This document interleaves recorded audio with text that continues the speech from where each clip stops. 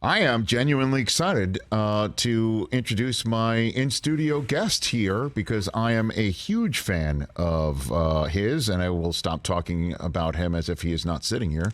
But you know how I feel about you, Bobby Wagner. Good to see you here on the Rich Eisen Show. I'm excited to be in person on the show. Yes. Instead of being on the phone. Instead of being on the phone. So it's nice. Nice to be in person. Yeah, sure. All it took was you leaving the Seattle Seahawks and coming to Los Angeles Rams. Who would have thought? So I'm just finding all the positives in this. So this is definitely positive. For sure. Well, let's just walk through all of this. I mean, your head must still be spinning a little bit, I'd imagine, based on everything that's happened over the last few weeks. No or yes? No, it's kind of settling down now. I think initially when everything happened, it was, like I said, I always thought I was going to be in Seattle forever. I thought, you watch guys like Ray Lewis and those guys play their whole career with one team. That was my vision. And, when it didn't happen, you had to take a moment to realize you're not in Seattle anymore. Then you had to figure out where you're going to go.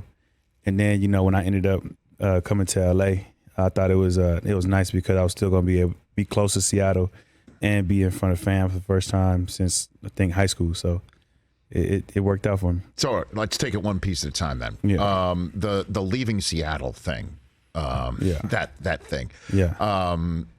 Took you by surprise, Bobby? It did take me by surprise because I felt like, I understood that there was going to be some changes, and I knew that things were going to look a lot different.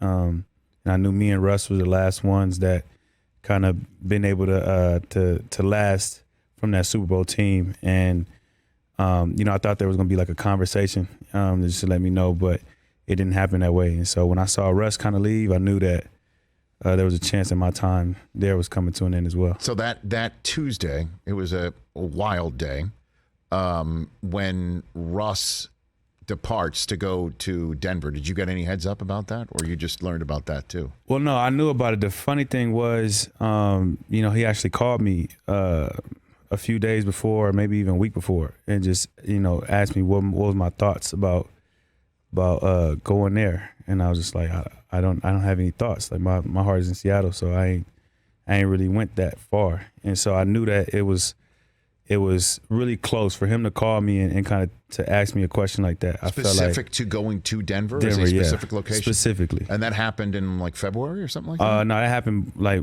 I'm not sure the exact time, but it happened before it happened. Mm-hmm.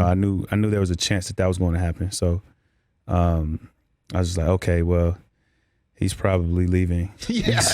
So he's probably leaving. So I should probably get prepared for sure. Right. So, and then it happens, and that's when it might, it starts to hit you like you could be next. Is that that day, I kind of heard rumblings before. I heard, because I'm really close with all the players. I'm really close with some agents. I'm really close with some guys in the media.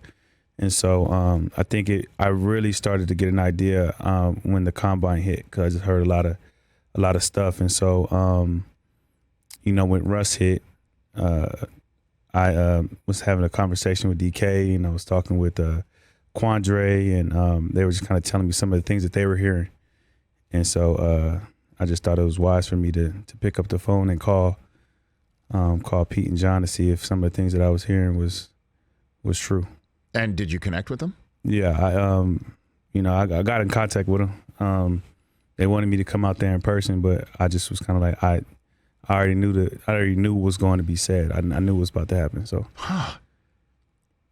I know this is tough for you to talk about, and I appreciate you being, talking about it here, because I saw on your Twitter account, this thing lit up. You were like, you learned about it on TV before you heard about it from them. You played there 10 years. Crazy part about it, I didn't even hear it from them, and that I wasn't coming back.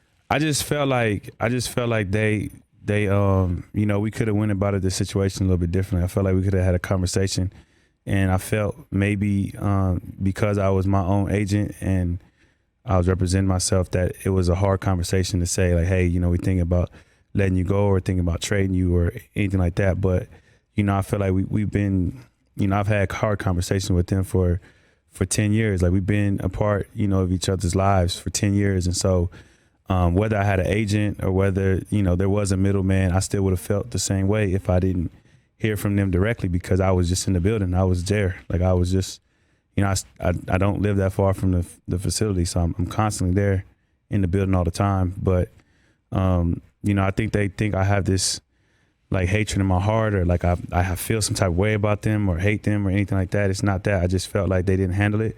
I addressed that with them. I told them how I felt about it. And, I think both parties moved on. I don't have no ill feelings towards Pete, towards John, towards Jody. I have no ill feelings towards them. So it's one of those things where, I've me understanding the business, I understood it, but I felt like with certain guys, you should have at least had a conversation. Like I had to approach them to confirm what. And then that's when they say, "Hey, why don't you come in?" And at that point in time, you're saying that. Yeah, we were supposed to have a meeting, but I knew the answer. I knew what they were going to say already. So I was like, "Why?"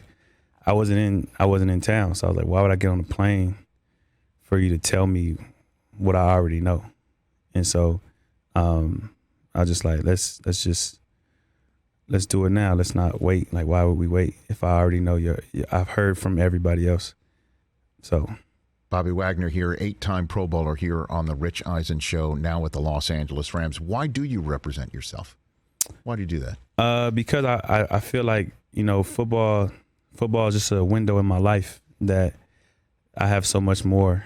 And when I got into the league, I realized that a lot of guys don't think about that. A lot of guys don't prepare for life after football. So when they get done, they don't know what to do with themselves. And we've been so focused on this one particular thing for so long that, when you get done, it's very hard to make that transition. So when I got into the league, I watched guys like Marshawn, I watched guys like Sidney Rice, I watched those guys like prepare and as they transitioned to life after football, it was amazing. So it inspired me. So I knew that business was one of the things that I wanted to get into. So I started to do like different internships in the off season. I started meeting different people in Seattle just to kind of pick their brains. And then I felt like representing myself in my field was the closest thing that I can get to business without actually like leaving football to go actively do it. And so I started pursuing it. So after my second deal, I think in like 2014, give or take, I picked up the CBA, I read it. And then I started just learning, meeting with different people, studying, preparing myself. And I knew like my next contract, I was going to do it myself. And I felt like that was going to prepare me for life after football. Well, I mean, it certainly can prepare you in different ways for, I guess, the realities of this business for sure. And I mean, I'm more of a verbal guy. I'm not a number guy at all. I honestly don't know how you're doing it. Yeah. Like I don't know how to even figure out what, cap number and how you can work it so that you will be on a roster as opposed to leaving yourself open to getting cut because your money isn't certain guaranteed and know where that is in terms of the cap 2 years from now and 3 years from now and what the roster composition is. Yeah. I mean, that is while you're deciding also the football pluses and minuses of going where you're going to go. I don't know how you do it, Bobby, I think it exposes you to different things. I think this contract is definitely, or the NFL contracts is different because, like you said, in different fields, your money is your money. Like once you negotiate your deal, no matter what it is, it's coming. But the NFL is a little bit different because, you can negotiate a contract, but there's different, provisions in there that gets the team out of the deal if they want to get out of the deal. And so, like I said, I feel like if I can learn this contract, I think a lot of the other contracts out there would be not easy, but, it gives my foundation a better chance to have successful deals life after football. So you're going through your free agency, right? Yep. And how many teams did you end up chit-chatting with? Bobby? I had to reach out to all of them because You're the one who called.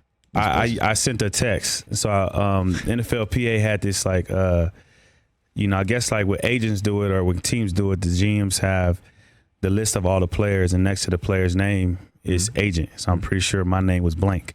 So I got a list of all the GMs and I text them and just let them know that I was still representing myself and this is how they could reach me.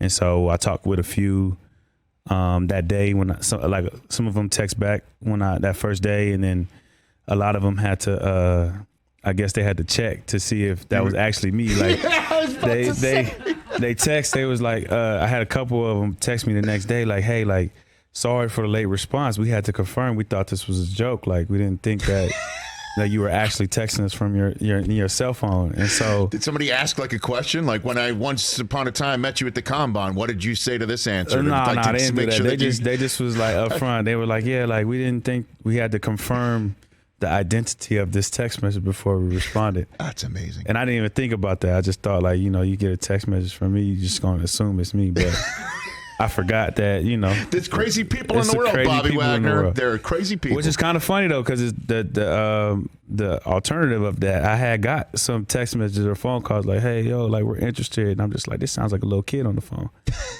But like I had to answer every phone call. Sure. You know what I mean? Because you don't know. I didn't have every GM's number saved, and so I'm answering all the phone calls, and I get one from, and as soon as the person says, like, hey, we're interested in signing you, and I'm like, this is a little kid. There's no way this is it's maybe somebody from the analytics department. I don't know. Yeah, just reaching out to start the process. They didn't have no pitch in their voice for sure.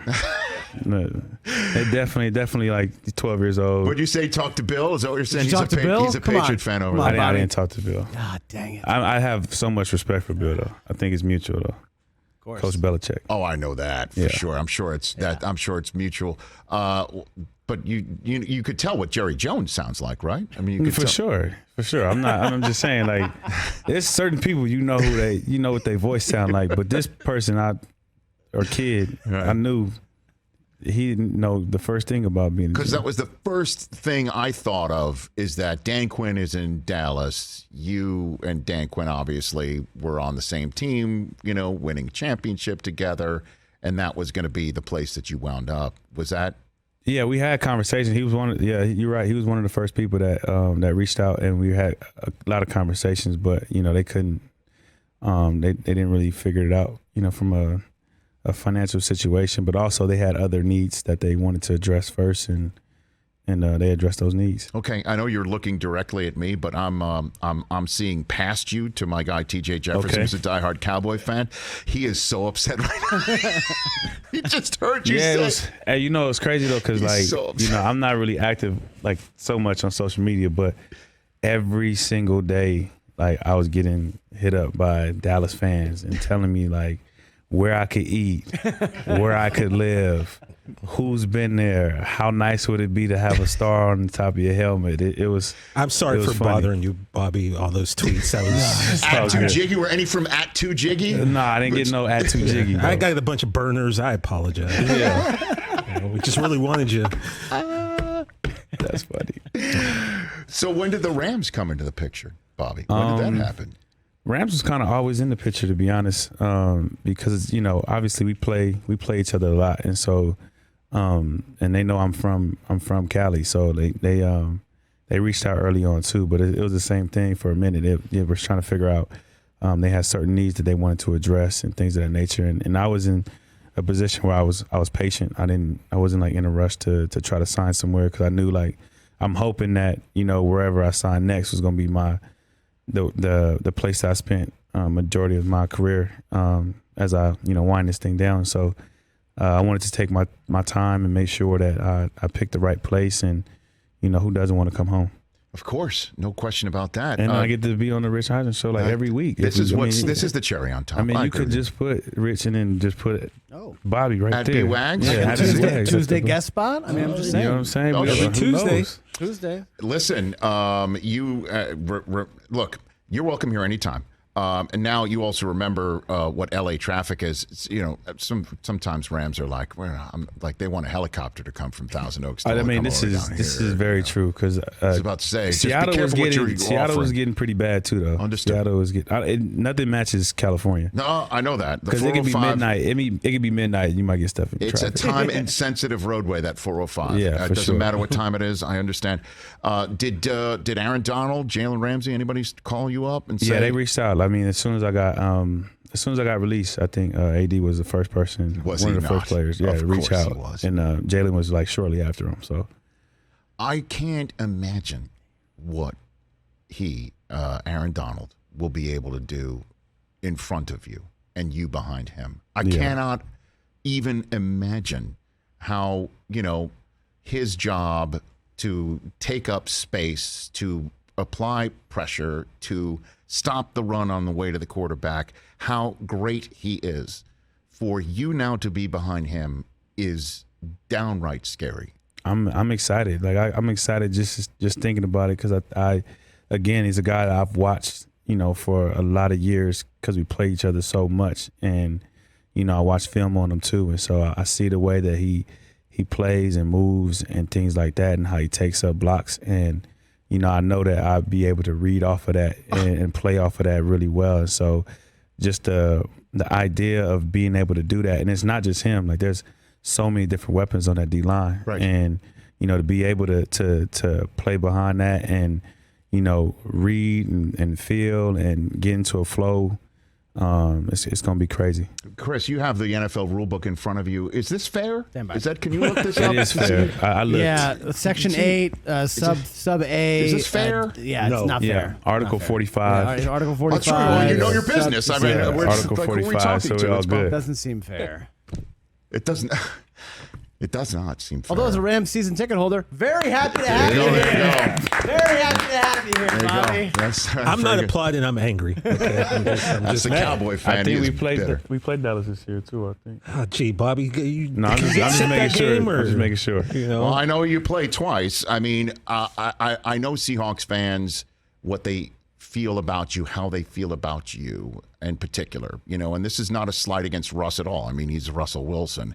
But when he went, it kind of was, if you will, expected. I think the fan base had been seeing what was the conversation or reading tea leaves, and you were a totally different story, though. The fact that I've spoken to so many Seahawks fans that when you were the one to be cut later on, that on top of the Russ leaving same day, very difficult. I think this is going to be a very difficult process for them. What about you going back up there? What are you thinking about? I think it's I think the feeling's mutual. Like I said, I think we both, from the fan base to myself, expected myself to be there the whole time. That's been the conversation up until I left. Even from the management. The management was always like, man, he this is the one that's gonna play his whole career there, and I wanted that.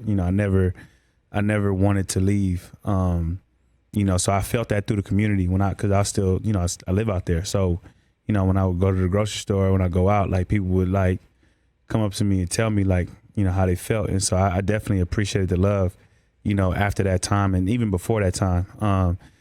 But too, it's like it's something I think it was unfortunate that the way my career ended in Seattle, it ended off of an injury, and I was looking forward to I'm fully healthy coming back and not letting that be the last play that on the field, and so it won't be the last play on the field. I just will be in a different jersey. So why do you think it had to end? Why do you think this happened in Seattle? Not just you, but Russ. Is there something you could share with the Seahawks fans who are sitting there saying why? I'm not sure. I hadn't had a conversation with Pete or John on what was their reasoning, why they wanted to do what they did. They just kind of just flat out just told me, and then we just moved on from the conversation. But if I'm knowing the business, I'm assuming they just want to go young, and they want to get younger, and they feel like that's the way. And so why Russ? Anything you can share with that, with Russ? I'm not sure. Russ got to speak on that, and they got to speak on, Russ and Pete and those guys got to speak on,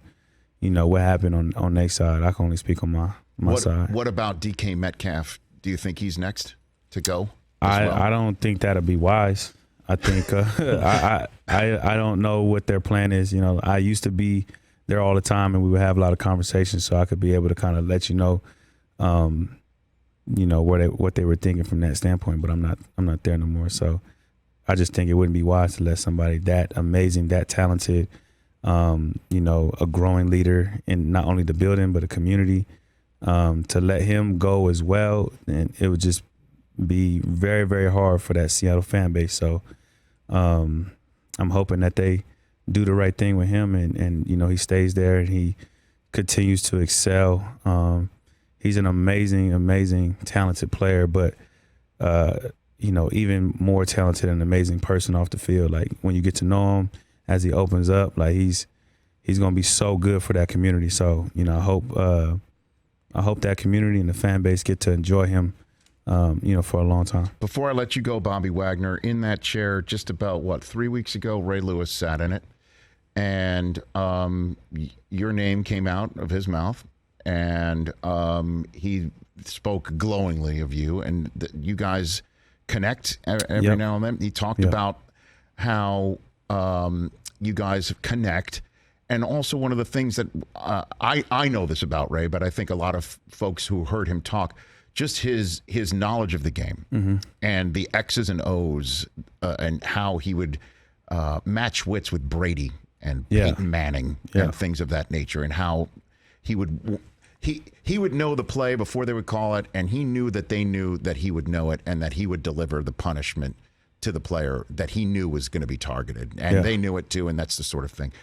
Do you have that situation with a quarterback in the league today that you can kind of lay it out for me? That sort of knowledge of the game inside here. Bobby Well, I think the difference between, like, with Ray, like, he played Peyton Manning all the time. He played guys like Tom Brady all the time.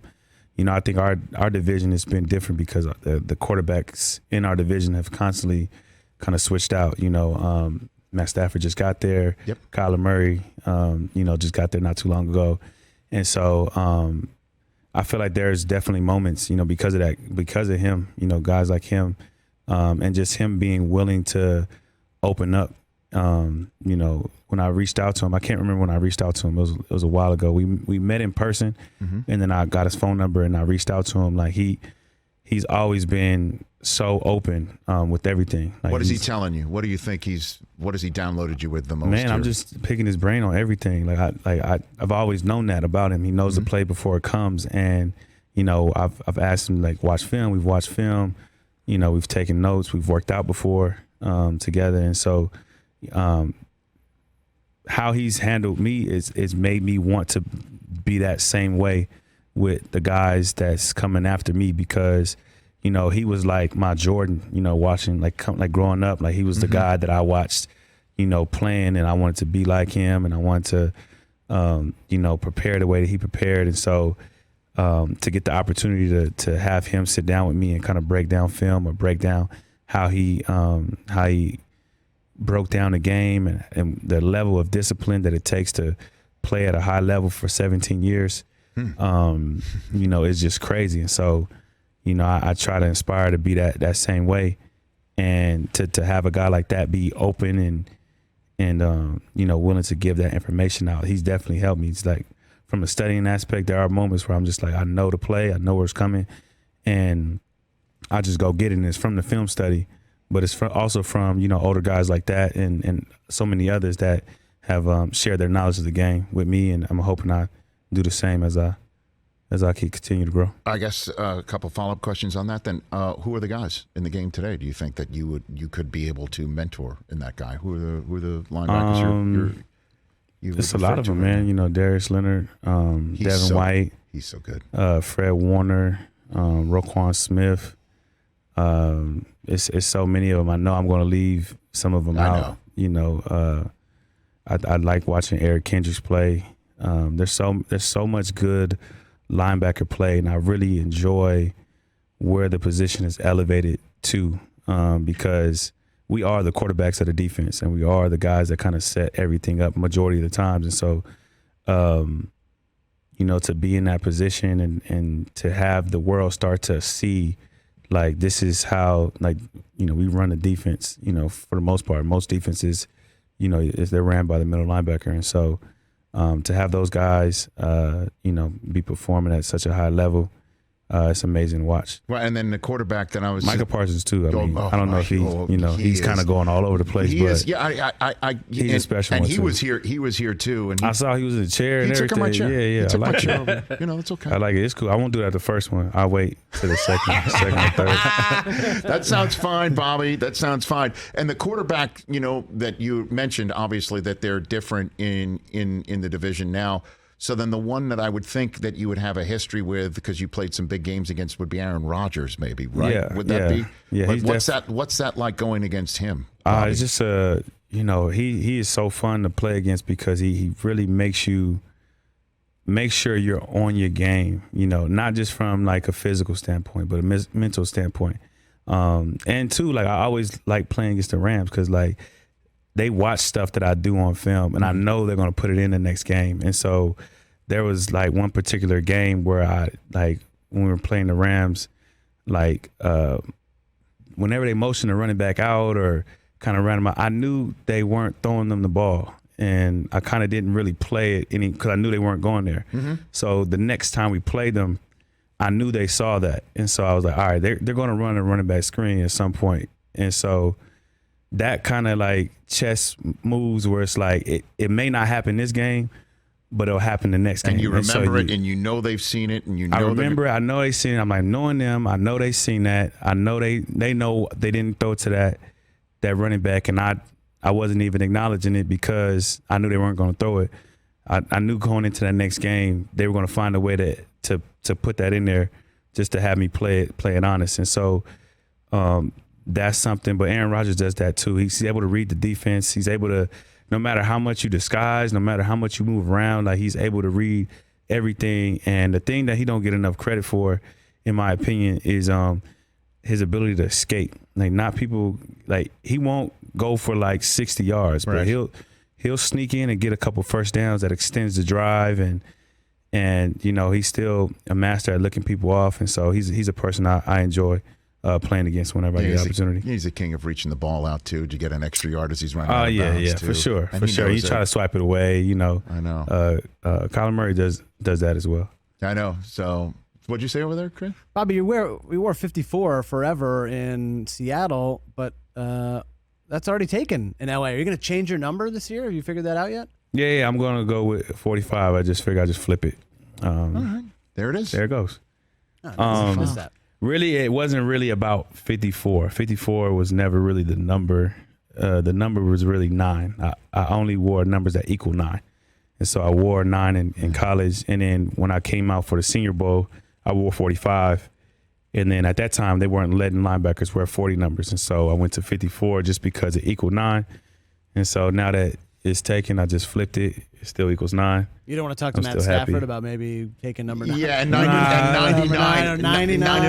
Yeah, I mean, this is his only option. I think it's just, it's a new start. Options. We start fresh. 45. I'm back in LA like Jordan. I'm wearing Jordan. You know what I mean? Okay. Wearing Jordan. I'm not saying I'm Jordan. I'm not saying play games with you, Rich. It ain't to play games with you. All right. Little Jay-Z reference. We're in LA. Come on, man. It's returning close to Ontario. It's LA, Ontario, all that. Okay. Bobby Shout out to Wagner. Colony High School. Okay, there we go. He's home. Epic first appearance, I think. Well, in person.